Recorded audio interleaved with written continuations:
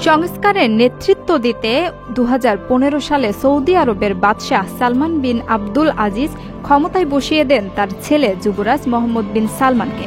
ক্ষমতায় বসার মাত্র কয়েক দশকে সৌদি আরবের চেহারা পাল্টে দিয়েছেন সৌদি যুবরাজ।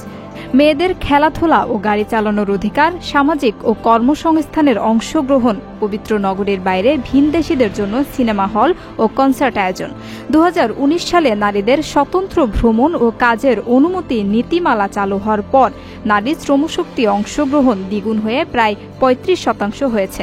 এ ধারা পারিবারিক আয় ও অর্থনীতিতে ইতিবাচক প্রভাব ফেলেছে।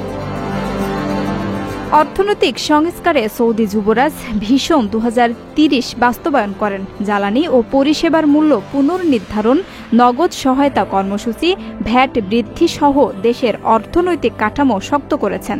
বিনিয়োগ, পর্যটন, হোটেল, বিনোদন ও সৃজনশীল শিল্পে বেসরকারি উদ্যোগ বেড়েছে।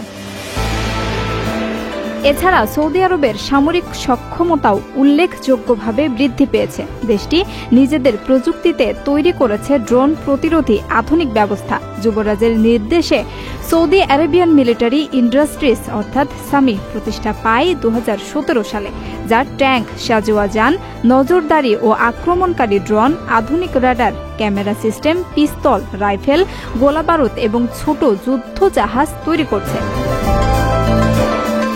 নতুন ড্রোন প্রতিরক্ষা ব্যবস্থায় রয়েছে 3D radar, passive radar, thermal ও অপটিক্যাল সেন্সর, শক্তিশালী জ্যামিং ডিভাইস এবং আধুনিক কমান্ড কন্ট্রোল সেন্টার। দেশীয় প্রযুক্তি এখন রপ্তানির দিকে যাচ্ছে। আফ্রিকা ও মধ্যপ্রাচ্যের কিছু দেশ ইতিমধ্যে সৌদির সঙ্গে সমঝোতায় এসেছে। উচ্চ প্রযুক্তির নগর নেওম, ঐতিহাসিক দিরিয়া পুনর্নির্মাণ, লোহিত সাগরের রেড সি প্রজেক্ট এবং কিদ্দিয়া বিনোদন ও ক্রীড়া শহর, এসব প্রকল্প দেশকে নতুন শিল্প ও পর্যটন কেন্দ্র হিসেবে দাঁড় করাচ্ছেন। এক দশকে সৌদি আরব হয়ে উঠেছে নিরাপদ, গতিশীল ও প্রতিযোগিতামূলক। যুবরাজের নেতৃত্বে সংস্কারের প্রথম ধাপ সফল এবং চ্যালেঞ্জ দ্বিতীয় ধাপে। সংস্কারকে এমন প্রাতিষ্ঠানিক করা যাতে ভবিষ্যতে তা অটল থাকে। লক্ষাধিক টাকা বেতনে কর্মী নিচ্ছে জাপান। যেতে আগ্রহীরা যোগাযোগ করুন স্ক্রিনে দেয়া নাম্বারে।